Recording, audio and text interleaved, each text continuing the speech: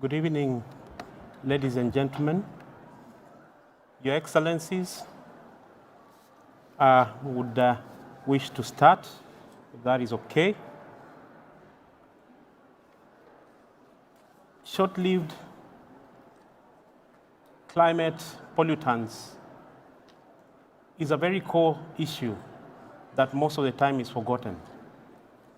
We are all here talking about climate change. We are all here looking at long-term issues. Short-lived climate pollutants are low-hanging fruits that can be able to be captured. Methane gas, that is one of them. You can also make money out of it. You can also utilize it. And I think that's the integral part we are talking about today. Your Excellencies, ladies and gentlemen, the button of snooze is being pressed. The clock doesn't belong to us. But today, we have an opportunity to own the clock because we have very major people, global leaders in front of us here who have turned around our countries in terms of climate change. And today, we are honored to be with them. But as a startup, I want to introduce a member of Stockholm Environment Institute, a reader at University of New York, who has been, say, from 1989, I think I was still in high school, is a member of the Scientific Advisory Panel and the Climate Clean Air Coalition. He has coordinated a UNEP WMO integrated assessment on black carbon, which is part of the short pollutants that we are talking about today. We want to talk about benefits that he has done with the costs of mitigation and methane emissions.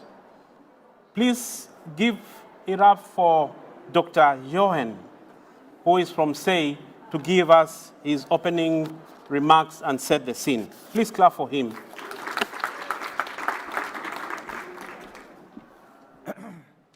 Thank you very much. So Your Excellencies from Ghana and Kenya and and representatives of the World Biogas Association, thank you very much for letting me give some opening remarks. So for about 10 years, there has been an increasing focus on these short-lived climate pollutants. I've been involved for about 15 years, and as was said just now, I helped to coordinate an assessment, a UNEP and WMO assessment on black carbon and tropospheric ozone. And this focus on ozone brought in methane, because methane is a precursor of the formation of tropospheric ozone. Anyway, this assessment came up with some really interesting insights about how we could reduce the rate of warming and achieve clean air benefits. And this led to the formation of the Climate and Clean Air Coalition in 2012. And as has been said, I've had the honor to sit on the scientific advisory panel since its inception. So Ghana was one of the first 6 countries that led to this or formed the CCAC, but there are now more than 70 countries, and Kenya joined early on as well. So we at the Stockholm Environment Institute have supported work in Ghana and Kenya to plan emission reductions and include these short-lived climate pollutants in planning, mitigation planning. So let me introduce short-lived climate pollutants and why they are so interesting and important. So the short-lived climate pollutants encompass black carbon, methane, and hydrofluorocarbons. Methane and black carbon are part of both the climate and air quality issues, as I will explain soon. So the short-lived climate pollutants, as it says in the name, they warm the atmosphere and are short-lived. So if you implement measures to reduce the emission of these SLCPs, the concentration reduces quite quickly. So the warming influence they have reduces quickly as well. So you realize the climate benefits from their reduction within 1 or 2 decades at the most. So this is really important in our fight to limit warming and try and keep it to 1.5 degrees C. Slowing the rate of warming and also avoiding air quality impacts. So reducing methane is critically important. It's probably the single most important thing we can do to protect us from climate change in the near term, in the next 10, 20 years. So far, it's been responsible for about 30% of warming, and it has a lifetime of about 12 years in the atmosphere. So the CCAC, that's the Climate Clean Air Coalition, and UNEP, produced last year a global methane assessment. And this identified existing cost-effective measures to reduce methane by about 45% by the year 2030 compared to what it would have been then. Now, this would mean a reduction in the level of warming by the 2040s of 0.3 degrees C. Now, that's quite a lot when you consider 1.5. And this is the level of methane mitigation, the sort of methane mitigation we need if we're going to be consistent with 1.5. So methane is essential for that, but to reach it, we have to do CO2 as well. Both have to be done. They're not alternatives. But this 45% has additional benefits because of the link to ozone and health. Ozone causes respiratory diseases like asthma and kills people prematurely. So this 45% reduction in methane would also lead to 250 or more than 250,000 deaths every year. It would lead to about 750,000 fewer visits to hospital because of severe asthma attacks. But also, because of the change in the warming, you'd avoid 70 billion lost work hours due to avoided heat stress from people who have to work outdoors. If we look at black carbon, that's another SLCP, comes from incomplete combustion, and it's part of the story of PM 2.5. Now, 6 million people a year die prematurely because of exposure to PM 2.5. Half of these due to indoor exposure. And there's a real need to address this issue, which disproportionately affects women and children. So action on the black carbon and co-emitting substances would reduce health impacts, also reduce global warming, and reduce the disruption of local and regional air quality. So it doesn't make sense to address climate change and air pollution as separate issues. We need integrated assessments to develop coherent policy. So these local health and development benefits of action can drive policy, increase action on the cause of climate change. And as an example, just to finish off, as an example of this action on short-lived climate pollutants, we've had the signing of the Global Methane Pledge at this COP. 107 countries so far have now signed and committed to reduce their methane emissions by 30% globally by 2030, and philanthropies have pledged over $300 million to support countries to do this. So we need the action in the next 8 years on SLCPs to stay on track to achieve 1.5 and avoid a lot of the health impacts. I thank you for letting me open this session. Thank you very much, Dr. Johan, for that setting of the scene. And indeed, you have unveiled quite a lot of opportunities and challenges and unpacked the whole agenda of today. Ladies and gentlemen, Your Excellencies, I want to thank both governments of Kenya and Ghana for availing time and being available for this meeting. I want to thank Climate Works Foundation. I want to thank Joyful Women, Kenya Meteorological Society, and the World Biogas Association for their partnership in this meeting this evening. The ambassador of Global Alliance for Clean Cookstoves and a person who supports Alliance and its partners to raise awareness of household air pollution, encourage broader adoption of clean cooking solutions in developing countries in a bid to create cleaner environments and eradicate deaths caused by pollution for the burning of solid fuel for cooking. She was honored in 2019 by the AC for All with conjunction with Ashton for her efforts towards issues of Sustainable Development Goal SDG 7, which ensures access to modern, reliable, renewable, and affordable by 2030. She's the founder and the CEO of Samira Empowerment and Humanitarian Projects, a nonprofit organization established to empower the underprivileged in Ghana through diverse social intervention projects to this agenda. Ladies and gentlemen, I want to introduce to you Her Excellency, the Second Lady of the Republic of Ghana, Her Excellency Samira Baumia, who is coming next to present to us her opening remarks. Please give it up for Her Excellency. Akwaba.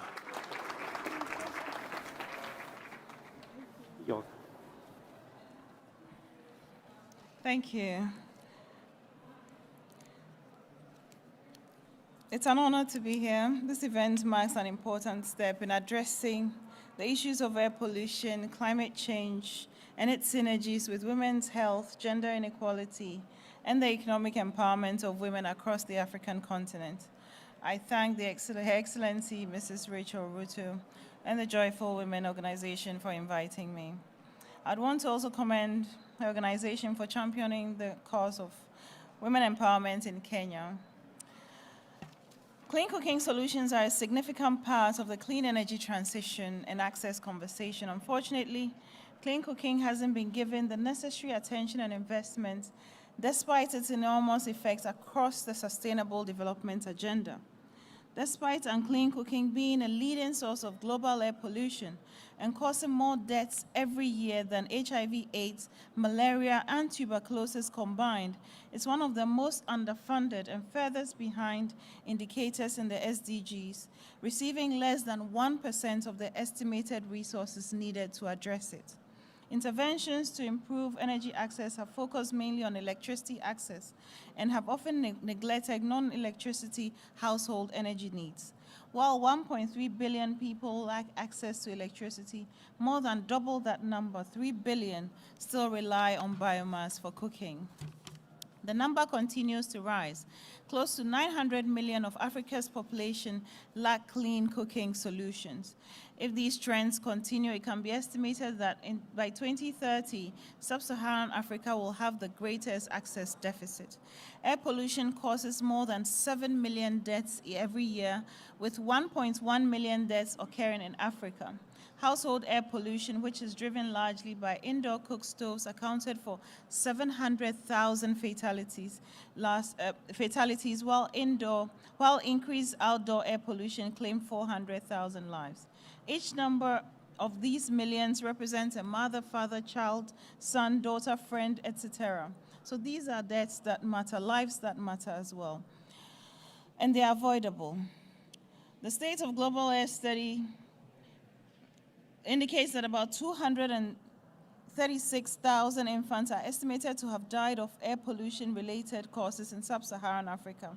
Studies by a team of researchers led by Boston College and the UN Environment Program examining the toll on developing brains of children revealed that air pollution exposure to infants and young children resulted in the loss of 1.96 billion IQ points across the continent. These are not just mere numbers, but the loss of a future of a continent. This year, the UN Secretary General said, either we stop it, well, the choice is stark. Either we stop it or it stops us. And at COP24, he reminded us that climate change is moving faster than we are. So we really are at a critical point. And we are far from our targets of reaching all of our SDGs by 2030. SDG 7 calls for universal access to affordable, reliable, sustainable, and modern energy by 2030. So there's so much more that we need to do, and we need to be at it now. It is therefore imperative that we remove the barriers that inhibit the scaling up and adoption of clean cooking solutions, such as access to clean cooking solutions, affordability of clean cooking solutions, cultural resistance to those solutions, that is designing technology that is adaptable and supported by the cultural preferences of each region, and subsidies that are also supported by governments and nations. We also need to look at what is sustainable in the long term, which is also very important for adoption. It's also important to integrate clean cooking into government programs and policies and encourage the use of sustainable solutions and get concerted political will, which is lacking in most countries at the leadership level. The world has a huge challenge to move to net zero by 2050, and clean cooking is at the heart of it. Emission reductions have to go hand in hand with the efforts to ensure energy access by 2020 for all. The United Nations Environment Program and the World Meteorological Organization estimates that the specific reductions of methane and carbon emitting activities could save 2.4 million lives by 2030 alone. So whilst we take measures to address the issue of air pollution, we need also to prioritize the issue of clean cooking as a major policy initiative. Let us continue this conversation while placing emphasis on the target regions in particular, that's especially in Africa and in Asia. Let us choose to strengthen synergies to achieve success for not just our present generation, but all generations to come. The future of Africa and the world depends on the actions we take now. Thank you so much. Thank you.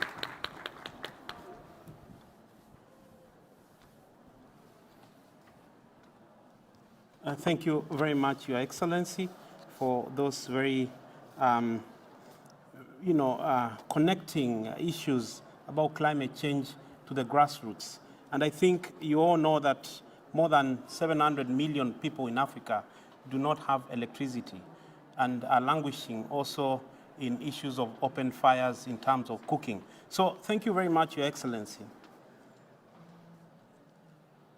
I want to introduce to you the founder and the patron of Mama Organization. Through her leadership, she has become a role model for women and champion of faith diplomacy, indeed a prayer warrior for our country, Kenya. Food systems innovations, nutrition, mental health, wellness, inclusivity, climate change, entrepreneurship, and she is an avid cyclist who cycles almost every weekend and sometimes to go to work. This is something that is not common in Africa. When you cycle, you are deemed to be poor, and this is a game changer. She founded the Joyful Women Organization, the first program of Mama in 2009. It has grown to 110 women in 6,000 women groups in Kenya, revolving, listen to this, revolving over $20 million in terms of its capacity. Over the years, she has won various awards of excellence, notably State Commendation Award on the Elder of the Golden Heart, EGH. In 2014, she received an honorary fellowship award on the Women Empowerment and at the Binary University of Malaysia. In 2021, she was appointed by the African Union Commission and the World Economic Forum as one of the high-level champions on the AU Decade of the Women Economic Empowerment and Financial Inclusion. I want to introduce to you the spouse of the Deputy President of the Republic of Kenya, Her Excellency, Mama Rachel Ruto. Please give it up for Mama Ruto. Karibu sana.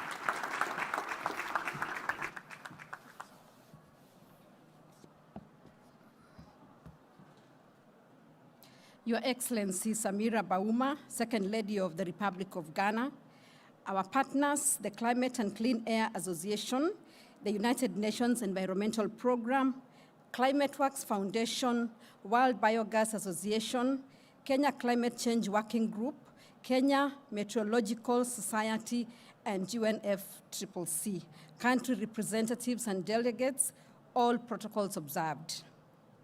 It is my distinct pleasure to welcome you all to this auspicious event. In light of the current climate emergency and the risk it poses to current and future generations, it is prudent that we shine a spotlight on the challenge of short-lived climate pollutants and their impact on women. As you may know, women bear the brunt of the accelerating impacts of climate change. Women in the everyday life are at the front line of multiple crises, responsible for food systems, primary care, and most often responsible chores that place them at risk of such pollutants. Women in developing countries often bear the responsibility of cooking while providing care for their children. The most affordable cooking technologies are in their nature laden with short-lived climate pollutants.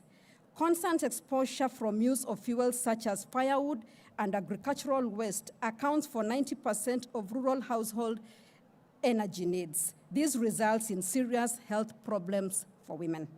Excellencies, ladies and gentlemen, you will agree that the use of these fuels in an enclosed environment with poor ventilation leads to high levels of smoke exposures, resulting in respiratory complications such as pneumonia and chronic obstructive lung disease. According to official statistics in Kenya, respiratory ailments, which are more prevalent in rural communities, account for 80% of non-communicable diseases. Depending on the level of exposure, women often die prematurely from these diseases. Exposure to short-lived climate pollutants on children have far-reaching consequences and inhibits them from reaching their full potential. Excellencies, ladies and gentlemen, with such compelling evidence, you will agree that mitigating against the impact of short-lived climate pollutants is not only a shared value, but a shared responsibility. It is in this regard that Joyful Women and the Climate Works Foundation designed the SLCP project to better understand the impact of superpollutants on household health, air quality, and climate change at national and local level. While there was evidence at global scale on the impact of short-lived climate pollutants, there was hardly any quantifiable data and evidence at local level. The challenge of unavailability of data or data gaps that could be critical for policy advocacy hindered policy and decision makers from better understanding and therefore designing policies that are relevant to this context. Excellencies, ladies and gentlemen, though the Joyful Women Through the Joyful Women Network, comprising of over 100,000 women across Kenya, we were able to collect data on the levels of household pollutants caused by burning of solid fuels and levels of air pollution from vehicular emissions. This effort was unprecedented, exceeding current protocols of statistical sampling. I can confidently state that this has never been done before, creating an irrefutable body of evidence from women on the impacts of short-lived climate pollutants. We will all agree that it also affirms the power of women and their networks and what they can achieve in saving lives and livelihoods. Excellencies, ladies and gentlemen, preliminary findings from our 2 years of data collection and analysis confirms that the use of solid fuels in households in Kenya emits superpollutants into the atmosphere, with black carbon dominating at 96.99%.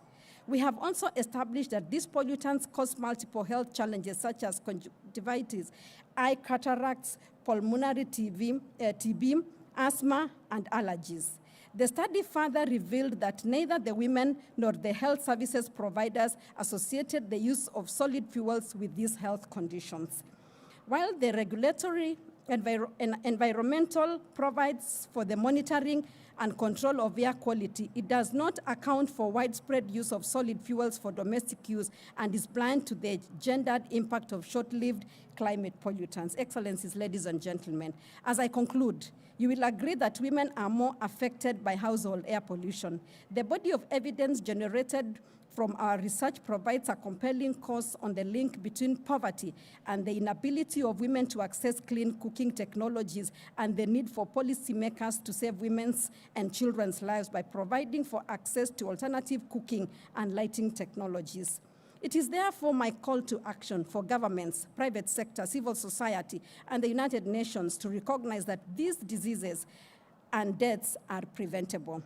We can also save lives and future generations by ensuring that women have access to affordable, cleaner sources of energy, and by so doing reduce the risk to our planet. Excellencies, ladies and gentlemen, I invite you to join us in the pursuit for a cleaner and a healthier environment for women.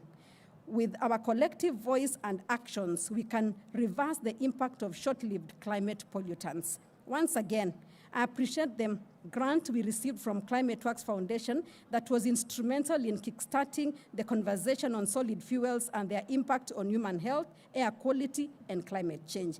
As we conclude the first stage of the Kenya SLCP project, let us scale up our partnership and move to the next stage of implementation. I thank you.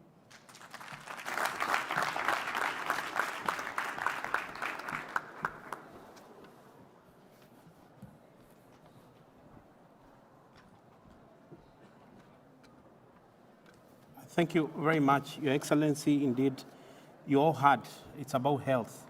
It's about empowerment. And Joyful organization is spreading. It's spreading in other countries. It's actually spreading like M-Pesa, for those who know about M-Pesa, because it's a concrete organization that has created the issues of money to the pocket. And I think that's what we're tackling about here. As we wait for that adaptation fund, as we wait for the monies that we are struggling here, I think there are homegrown solutions which are working in Kenya. And I thank you, Your Excellency, Rachel Ruto, for empowering our women in Kenya. Thank you very much. Your Excellencies, we want to switch gears and ask you if you can be seated on the other side as I call the colleagues who are in here. And please clap for them, please. They've done a good job. Thank you very much. Thank you very much. Thank you. Thank you very much.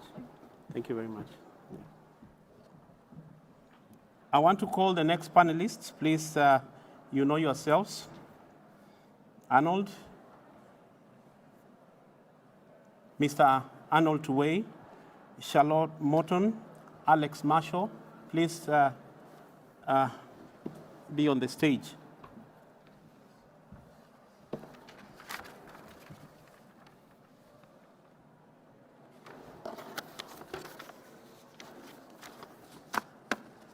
Thank you very much. As we switch gears, we want to dig deep and to dive deep into the matters that we are discussing today. matters that are very critical to our health, matters that also avail opportunities like methane, and to see how this can be tackled. To help us unpack this, we have the founder and the executive director of Global South Climate Initiatives, which is a non-governmental organization that works to support design of grassroots and locally led climate action, climate information and sharing communication. He currently serves as a project officer of the Kenya SLCP project. He is an avid environmentalist, passionate about building resilience and sustainable economies. Ladies and gentlemen, help me in inviting Mr. Arnold Tuwei Kipchumba on the floor. Karibu.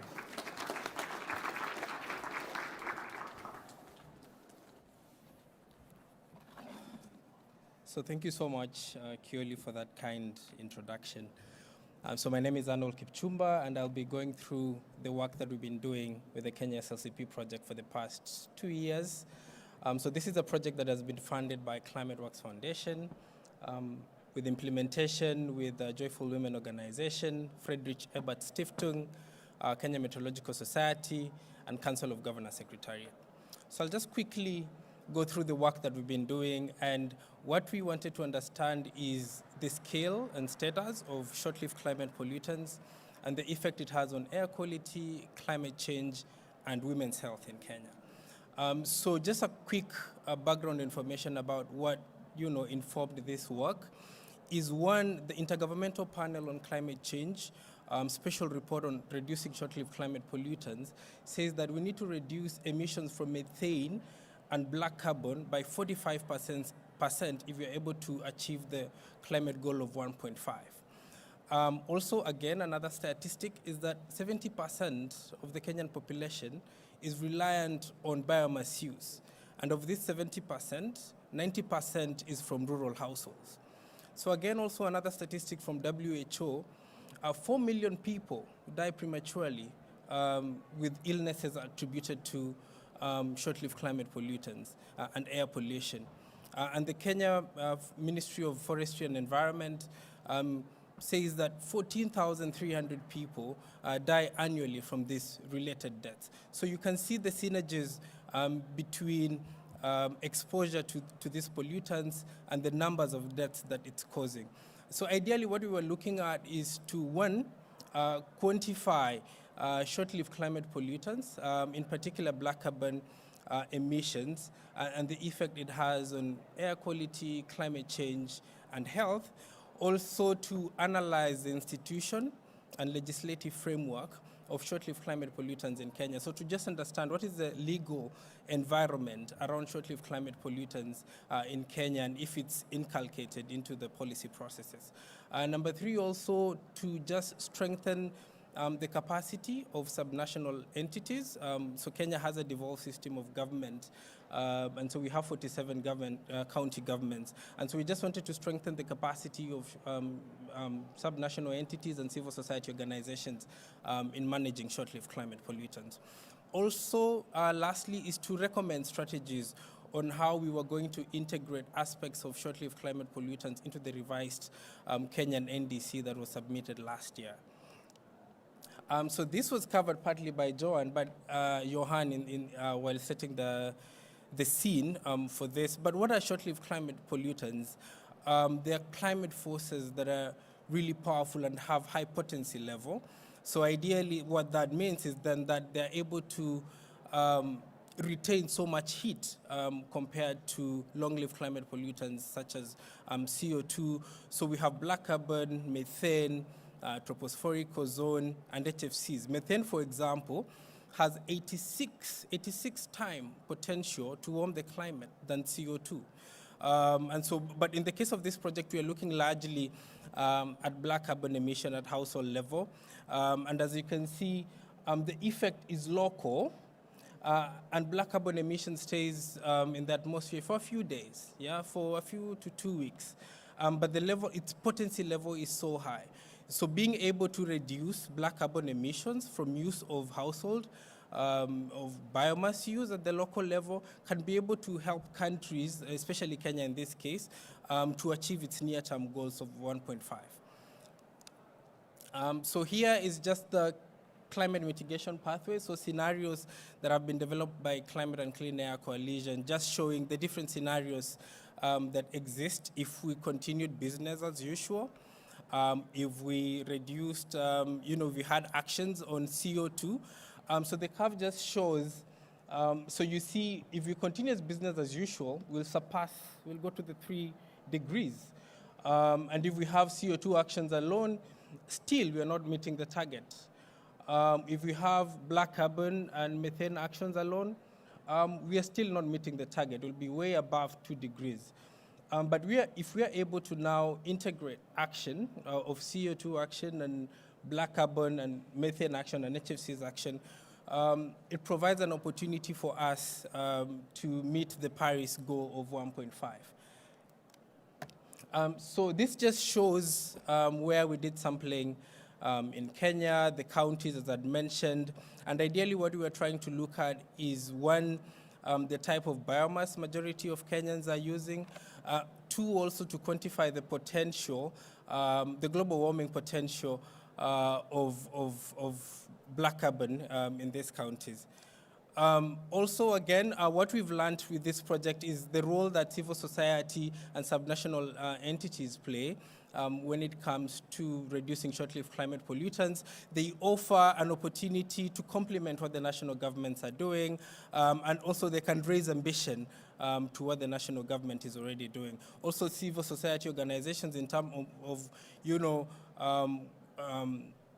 acts as a bridge between academia and local people, able to translate scientific information into a language that people would be understand. So we've been working with Friedrich Ebert Stiftung, who've been mobilizing civil society organizations in Kenya to be able to incorporate aspects of short-lived climate pollutants into their projects.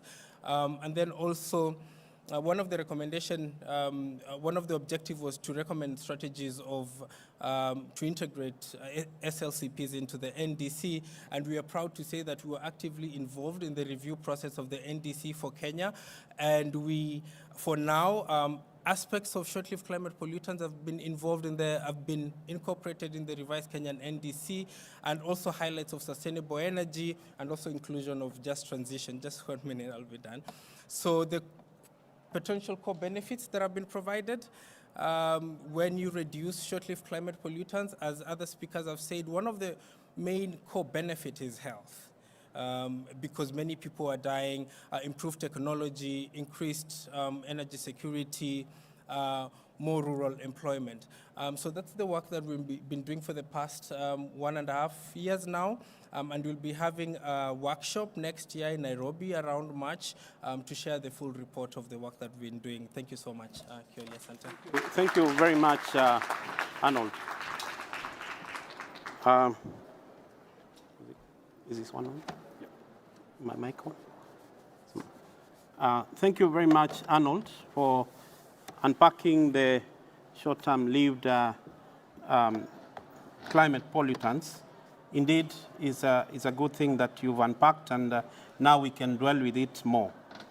You all know that in 2015, countries signed to Paris Agreement, and most of the countries, like my country, it became part of our constitution. One of the promises we made was the NDC, the Nationally Determined Contribution.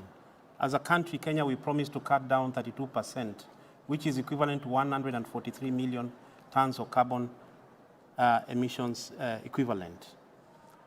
One of the key areas we are thinking of capturing that and meeting our obligation is by issues of methane capturing.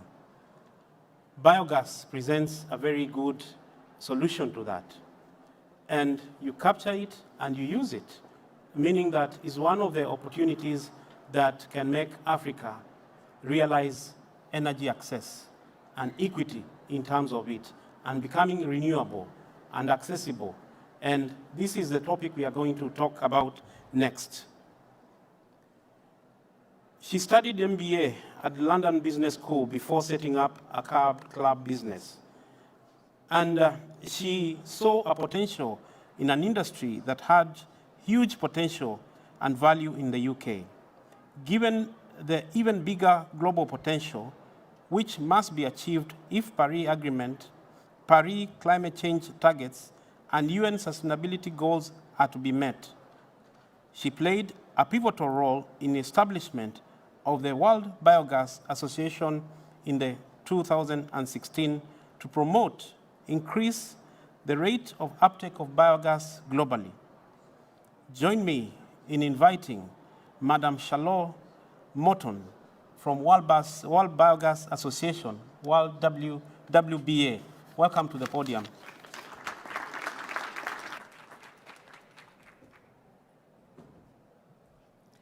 Thank you, John, and good afternoon, everybody.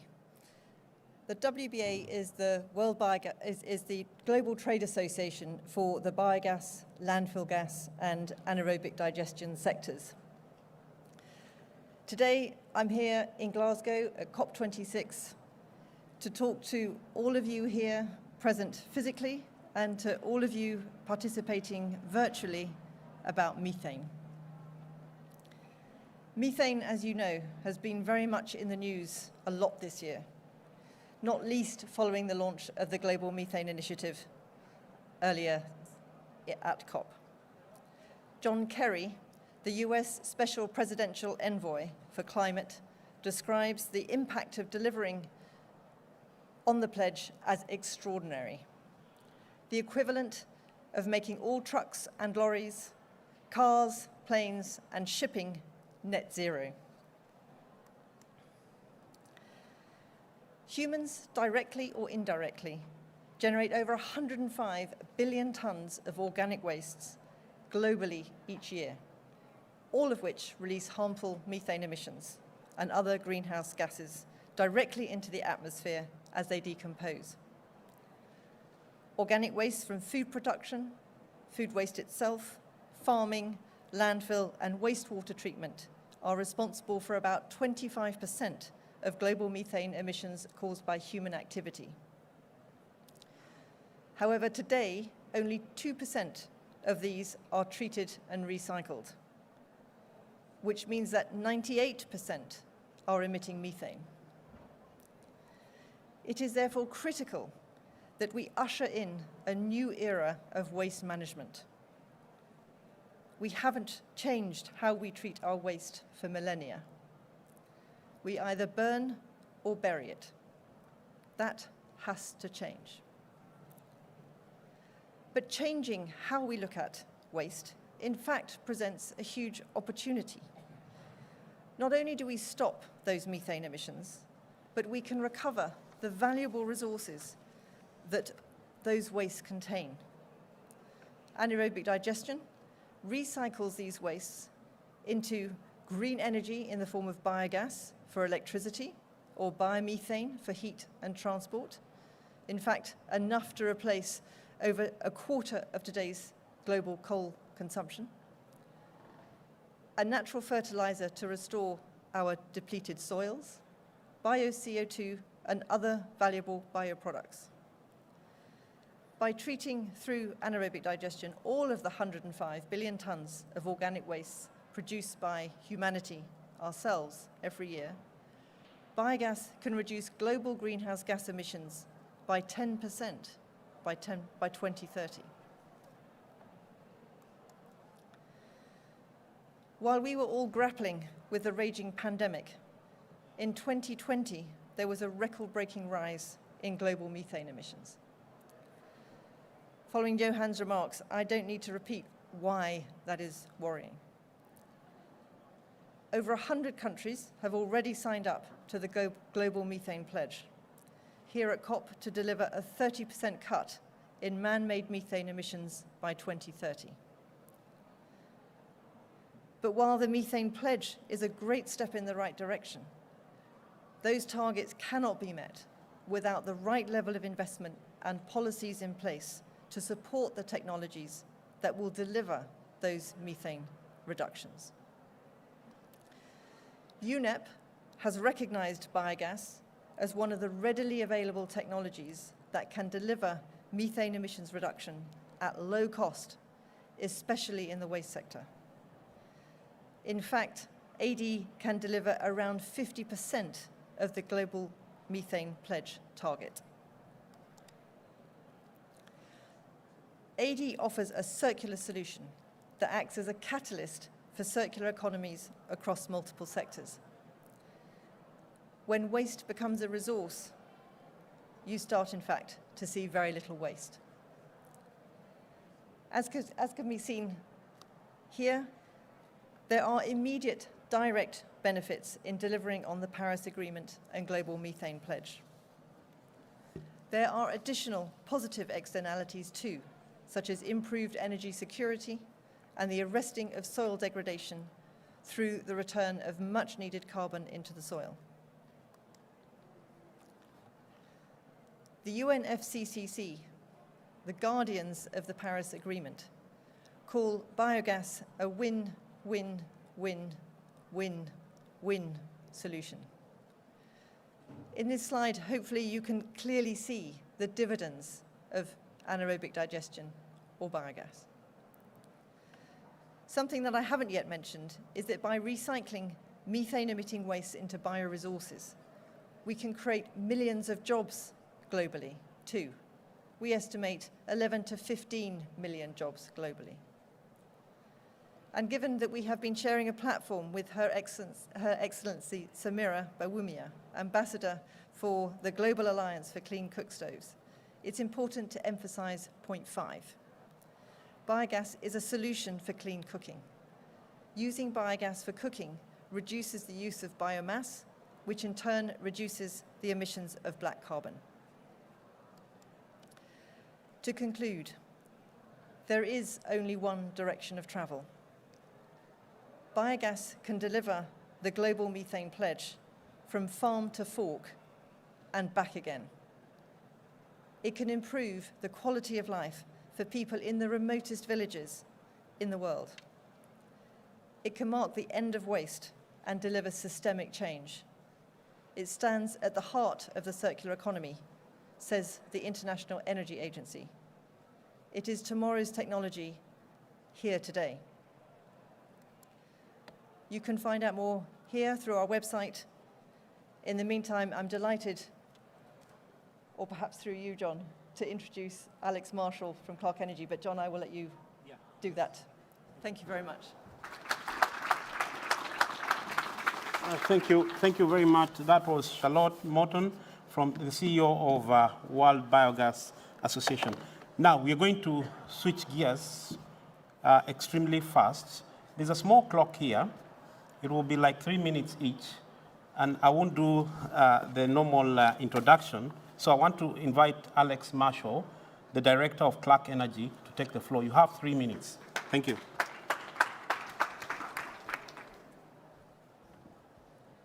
Thank you for that introduction. Do we have the slides? Fantastic. Thank you. So good afternoon, everybody. Thank you. Clark Energy is coming at this from a commercial basis. Clark Energy, we operate in 28 countries across the world.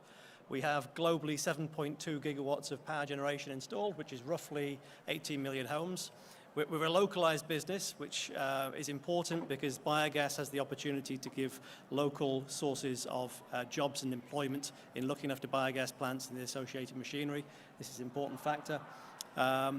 We also support businesses generate renewable reliable supplies of power. This is particularly important from an African perspective, where the wider electricity grid is often unreliable. So that resilience is another important part of sustainability.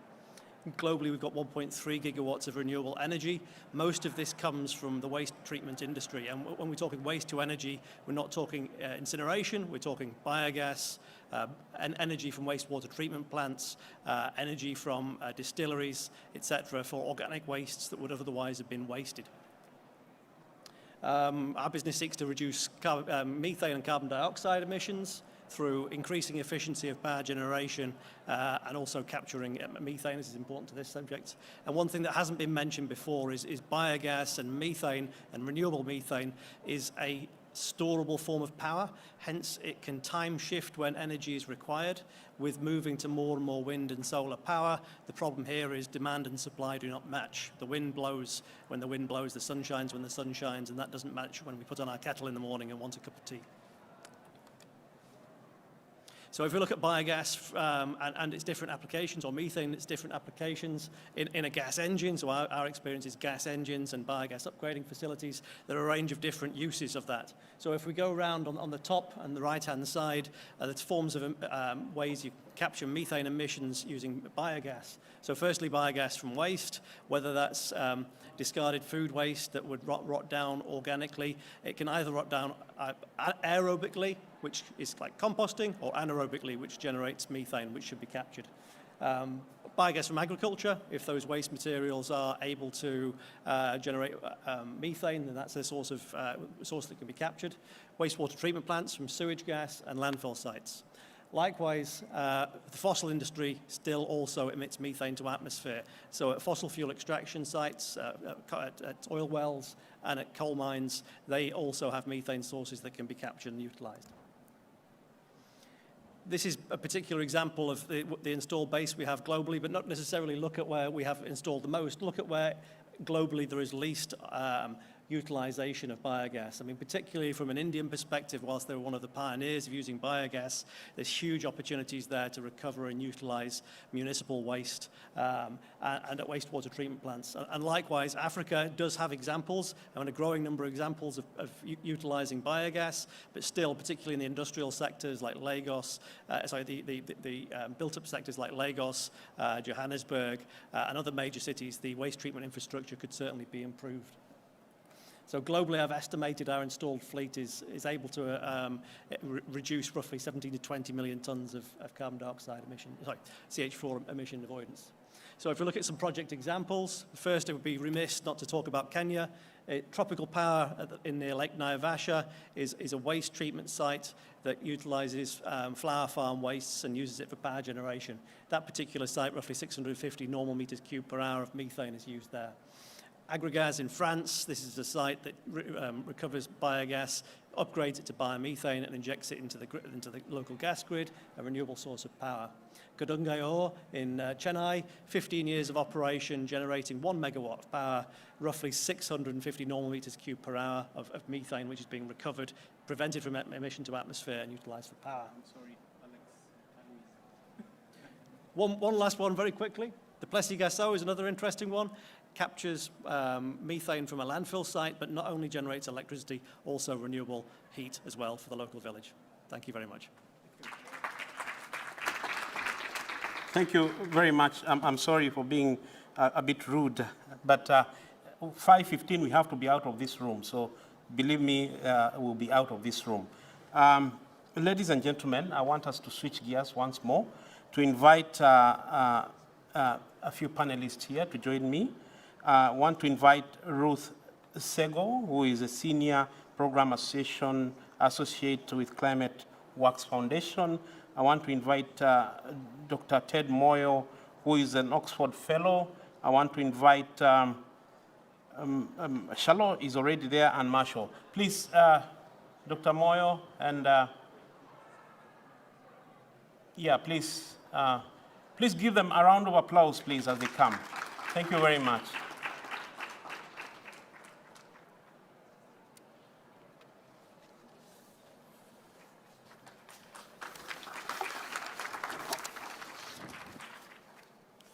Very good. I think this has been a very interesting topic, and it's really on the ground. Sometimes when you see these big names, but when you unpack them, they really become quite handy, and I'm happy that the panelists took the point home. So I want to ask Ted Moya to start with you. If you could tell us what policy and research barriers exist in Sub-Saharan Africa that contribute to increased SLCPs in the environment. Thank you very much indeed. I think there are three main challenges. The first one would be actors, the second would be finance, and the third would be technology. on actors, at international level, the legal and regulatory regime is fragmented. We do not have a specific instrument or instruments that specifically cover SLCPs. So that's the first thing at international level. And therefore, at national level as well, we also lack the same thing. But the most important thing is we're looking at impact. So at local level, there is lacking local action. So we need three things. On that first point, we need international cooperation, and I'm glad to see all the panelists here and all the actors who are there. We need national coordination, but we need local action. So on the second one, we need to deploy funds in the right place, and on the third one, we need technologies deployed to ensure that we cover this. So those are the barriers that I think. Excellent. Thank you very much, Mr. Ted. That was very point home. Ruth, I want to come to you. Ruth, you are leading a very big organization, Climate Works Foundation. What locally led interventions could developing countries take into consideration in addressing SLCPs and the role of philanthropists like Climate Works Foundation?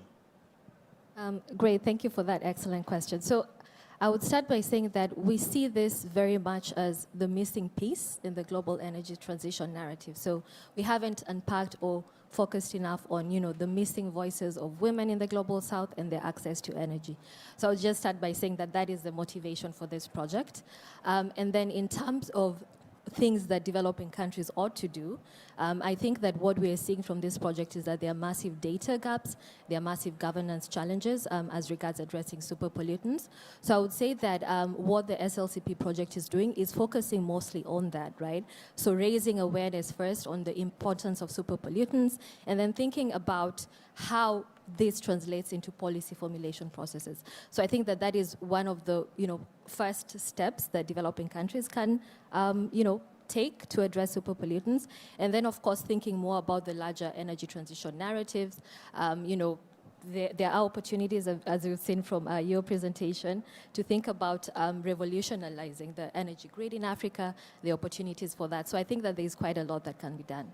Thank you, Ruth. Still with you, Ruth. Yes. I know you're working with women a lot. Could you say something about how this links to the women and youth? Well, I don't think I need to add anything to Her Excellency Rachel Ruto's. I think she did put that very well, that there are serious issues here. And so I would just, for instance, give a very short personal story. So I come from Kenya originally, work with Climate Works in San Francisco. Just from, my experiences in Kenya, right, what Mrs. Ruto said is quite true, right? That women are often bearing this disproportionate burden of taking care of their communities, of their households, and often, are at the front lines of, pollution related to super pollutants. So I think that, that is pretty much, I would say, a very inequitable position to be. And seeing this project, in many ways, tries to address or unpack the inequity issues involved. Excellent. Thank you. Point home. Charlotte, you have explained quite a lot. Was reading about the World Biogas Association's Global Potential Report, and it says that under the right enabling policies, treat all the readily available human-produced organic waste by 2030. Is this feasible? It's very much feasible from a practical point of view. So our members were consulted on that before we made that commitment in the form of a declaration to the UNFCCC. What we need to ensure that it is practically deliverable are the policies on the ground and the local support at a political level to ensure that we can deliver it practically on the ground. So there's a lot of work to be done, and both in terms of getting recognition and the political will to make it happen. But yes, practically it's doable. Thank you. That was the CEO of World Biogas Association. Thank you very much. Dr. Alex Marshall, what are the biggest barriers to wider deployment of biogas, CHP, and upgrading systems? Which countries have the greatest potential for biogas-fueled power? So I think I echo some of the previous points here. The most important thing is to ensure that there is the framework locally to deploy the waste treatment technologies. So firstly, having the correct legislation in place, not only having the correct legislation in place for waste treatment, having it enforced because it's pointless if it just sits there on a book and people don't do it in practice. Then having the ability to utilize the energy generated, the value of the energy, so selling that electricity to the grid. A big problem in Africa is the ability to actually sell power to the grid in a bankable format. So you find that they're typically used for captive power installations, which means there's less deployment than you would have expected otherwise. And by way of areas where it can be deployed more successfully, countries like India with massive populations that have a history of biogas yet have not deployed it properly on landfill sites, for the treatment of municipal waste. These are huge volume areas. And then the growing population in Africa needs to not be left behind, and to have the affordability of those types of waste treatment made available to everybody. Thank you. Maybe you could touch a little bit about packaging of biogas, because it's still a challenge today in Kenya. When we package, it's still not very practical. Are there technologies which are mature now to package biogas in terms of if you want to take it from point A to point B? Yeah, certainly. So the compression of gas has been done a lot, and particularly we found it was actually being pioneered in Africa. So our first references were on natural gas, but looking at compressed natural gas for utilization in Nigeria, and also liquefied natural gas or liquefied biomethane. This is quite mature technology. It can be done, but it does have a cost associated with it. Oh, thank you very much. I think methane gas is very interesting. We could talk about even the byproducts, the slurry and all that if we had more time. Please clap for these very important panelists. They did a good job, isn't it? And before they leave, we could have 1 or 2 questions, if that is okay. I don't know how you do it. Yeah, and I'm the boss now, so I'll choose one from there. Yeah, one from there. And in the middle, do you have any questions? Oh, everything was understood. This side? All right. So you guys did a good job. Could that person have the mic, please? Please say your name and maybe your country. We need to leave like 5 minutes for photos here, if you wish. So we need to make it as fast as possible. Yeah. There's nobody there. He was just walking through the auditorium. Say it again. He didn't go to the mic. He was just walking through the auditorium. Okay, please. There's no question? There's a question. Thanks. Yeah, so my name is Evans Lagat, a lawyer from Kenya. So a question, I don't know, any of the panelists can take it up. I think the enduring thing that I hear also, up there is that something about policy and legislative framework. Now, from my experience, I think beyond the policy and regulatory framework, there must be something else that, say for instance, something like black carbon. It is supposed to be implemented, or the policies are supposed to be implemented by the subnational government. And I think, for me, it is the finance that is perhaps an issue, and capacity. So I don't know how that can be addressed. Any can respond to that. Alex, you want to? Well, from a finance perspective, a biogas plant or a waste treatment facility is funded by 2 things. Firstly is the gate fee, the amount of money per every ton of waste that comes through the door. That is typically financed by local taxes. So if the local people can't afford the correct level of tax to pay for the waste treatment, that's a problem. And the other mechanism of revenue for these facilities is the sale of electricity. So the sale of electricity, therefore, needs to be bankable and at a level which makes the project stack up. So if these factors don't add up financially, then you have a problem. Oh, thank you. Thank you. You want to add something, Charlotte?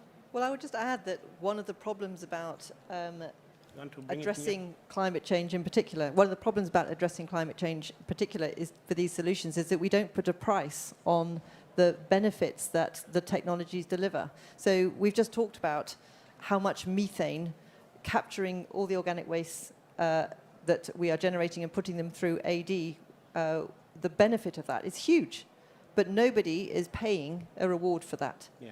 So if there is a way to create a methane credit or something like that, then the economics of a biogas plant would be completely different.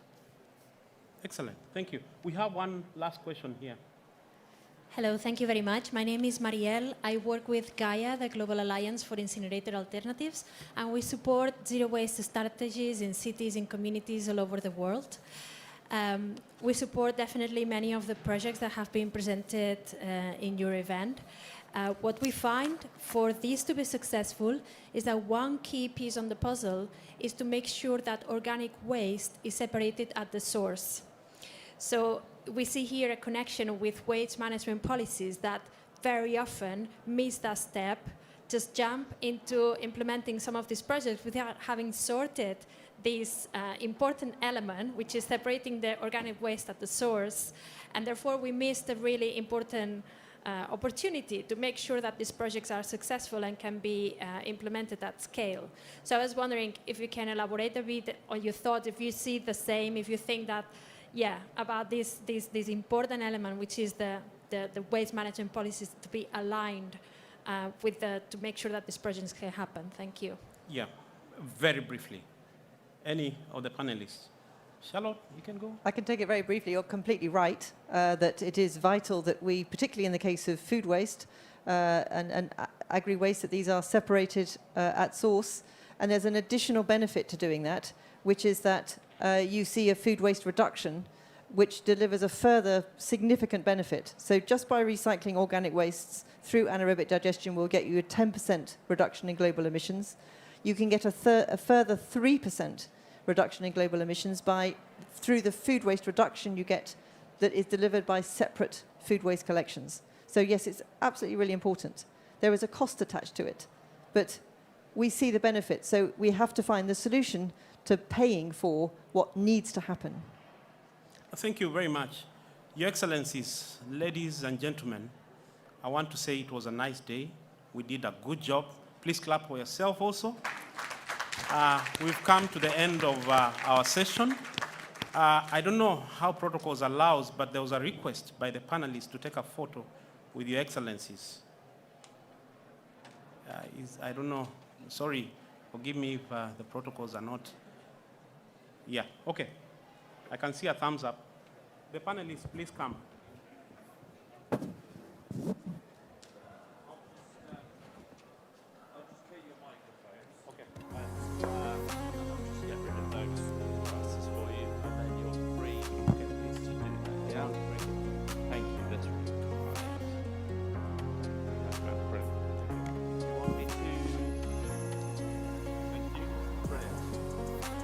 I'll just clear these glasses off.